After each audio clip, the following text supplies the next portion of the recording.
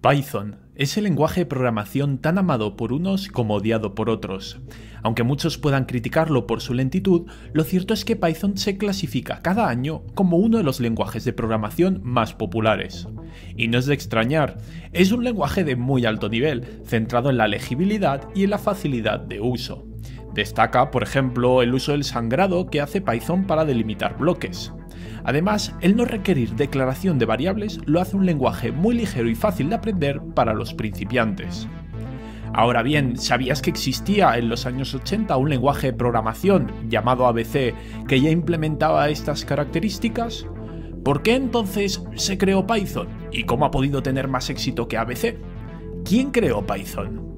Y lo más importante, la pregunta que nos hacemos todos y sin la cual no podemos ser desarrolladores de éxito: ¿de dónde viene el nombre de Python y qué bromas internas tiene?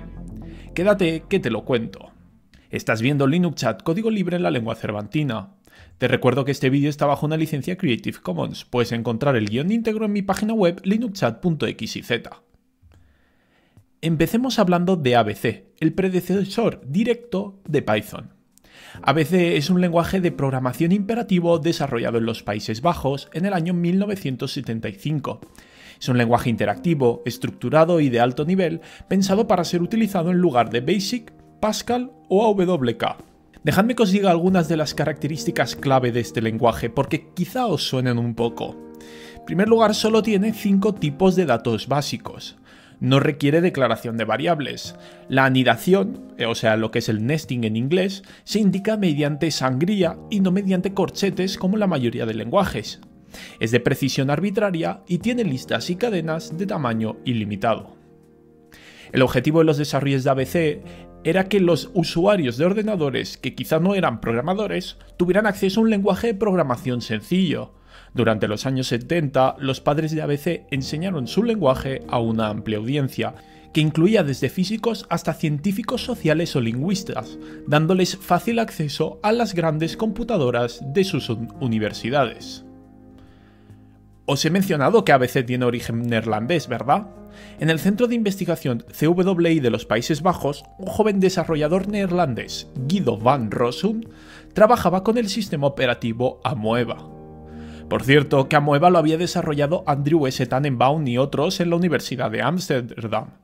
Si habéis seguido esta serie de vídeos, os debería sonar un poco el nombre porque es el creador de Minix. El caso es que Guido tenía problemas a la hora de administrar su Amoeba.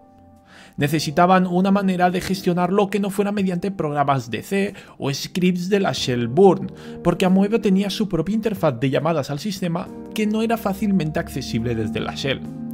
Para poder hacer su trabajo en condiciones, Guido necesitaba un nuevo lenguaje de scripting adaptado a sus necesidades. Resulta que nuestro joven tenía una amplia experiencia implementando el lenguaje ABC, y le gustaban muchas de sus características, aunque también detestaba otras. Por desgracia, era imposible extender el lenguaje ABC para cubrir esas fallas. De hecho, la falta de extensibilidad era uno de los mayores problemas de ABC que Guido quería solucionar. Así que se le ocurrió la idea de diseñar un lenguaje de scripting con una sintaxis parecida a la de ABC, pero que tuviera acceso a las llamadas del sistema Amoeba. Tenía la visión, no obstante, de hacer un lenguaje que fuera generalmente extensible y no específico de Amoeba, ya que, como hemos dicho, la falta de extensibilidad era uno de los grandes problemas de ABC.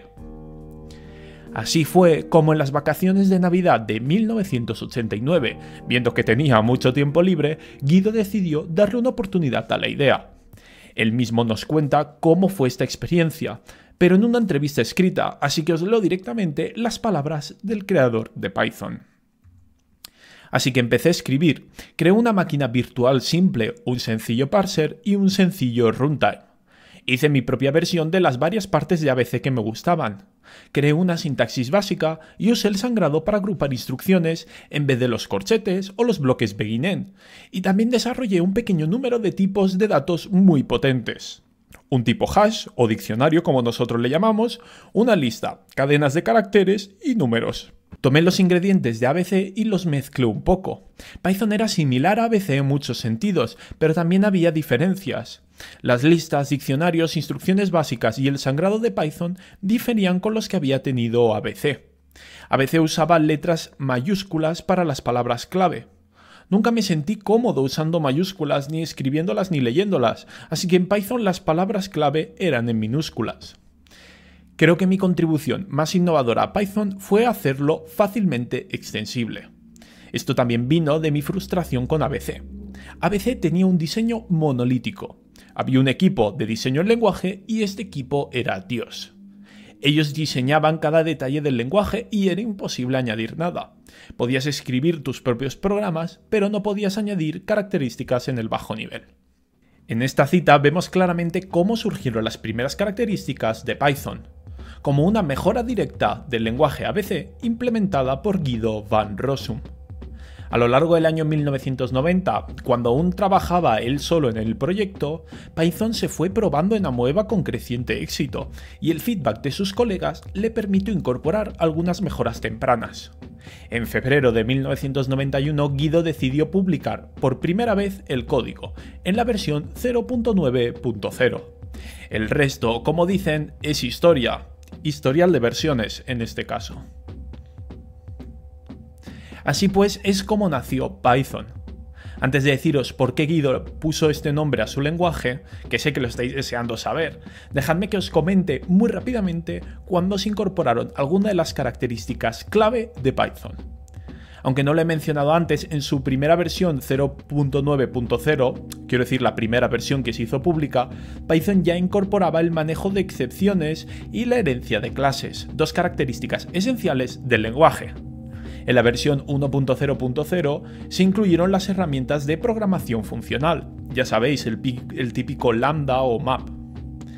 En la versión 2.0.0 tomó una de las características principales del lenguaje Haskell, las listas por comprensión.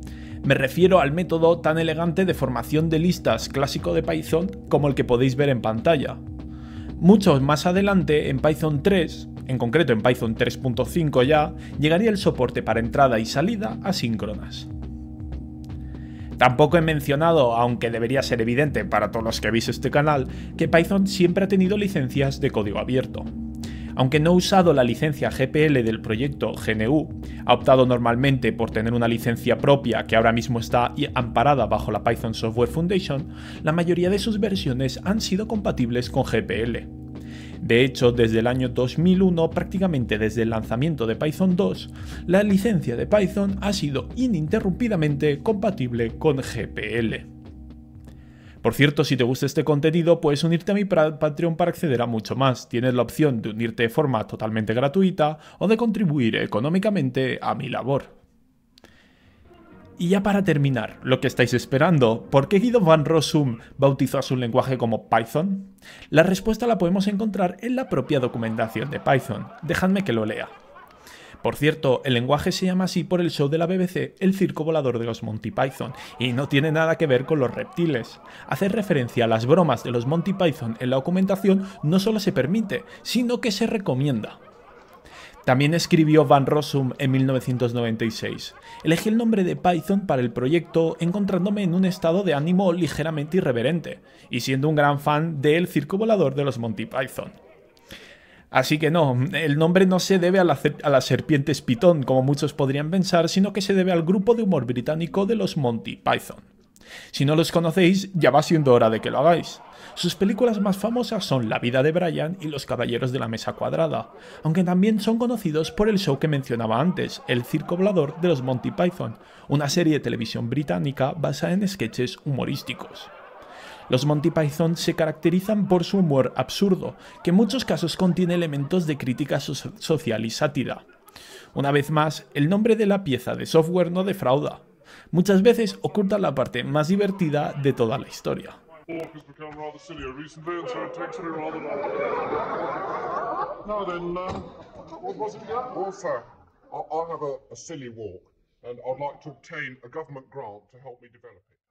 Y esto sería todo. Si te ha gustado el vídeo, puedes contribuir a que llegue a más gente dando like y comentando cualquier cosa. A todos los miembros de Patreon, muchas gracias por hacer posible este contenido, y a ti, espectador, muchas gracias por tu tiempo.